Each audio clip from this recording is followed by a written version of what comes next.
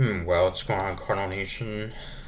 Well, great win tonight, as this was a come from behind win, and this one beating the Baltimore Orioles 7-4, in which we took the lead early, then Baltimore rallied to take the lead, and then we rallied, getting 4 runs in the final, in the seventh and eighth innings. So, yeah, it was a big comeback win after a tough loss yesterday, in which our offense was pretty quiet.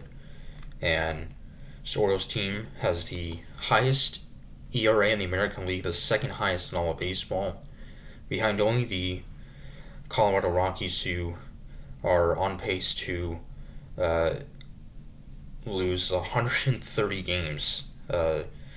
And yeah, it's a pretty sad kind of for Rockies uh, fans. So anyway, we would take a 1-0 lead in the top of the first, as Wilson Contreras would have an RBI single to put us up 1-0. We had 4 hits in that inning, but only scored 1 run. Could have gotten a lot more, but we stranded the bases loaded, unfortunately.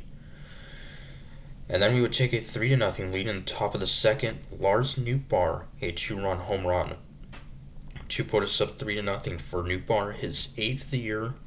RBI is 26 and 27 to give us a 3-0 lead. And Andre Palante was cruising along into the fourth when the Orioles get on the board and we get 3-1, as youngster Heston Kjerstad with an RBI ground out to make it 3-1. And then in the bottom of the fifth, a 3-run home run by first baseman Ryan O'Hearn to make it a 4-3 Baltimore lead. Actually, he was the DH in this one. But that would give the Orioles the lead 4-3 for O'Hearn. His 9th of the year. He's having a solid season. So that would give Baltimore a 4-3 lead. And off of Andre Palante, who would pitch into the 6th inning, would get the 2 outs in the 6th. So final line for Palante, 5 1/3, gave up 3 runs.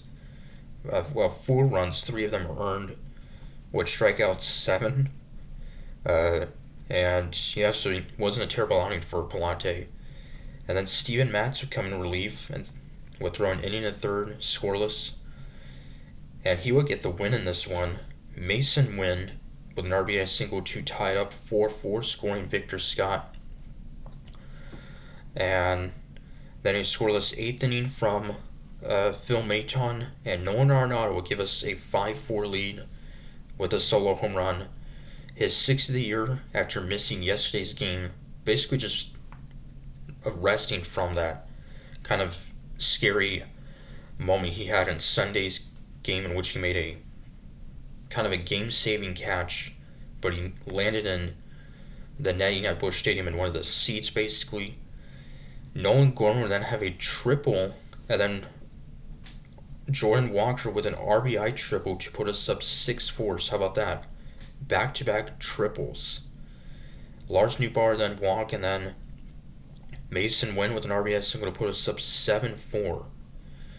And then Ryan Helsley pitching in the bottom of the ninth, trying to get the save, would strike out the first 2, and then would give up a base hit, but then nothing else. An RBI ground out to end it off the bat of Gunnar Henderson. So 14 hits in this one, and yeah, 2 triples and 2 home runs, so a little bit of everything. So, and Avon Herrera, another hit, as he's batting .359. He's just been so good since coming off the IL. So, and yeah, 3 hits for Nootbaar, and everyone except Victor Scott had at least 1 hit.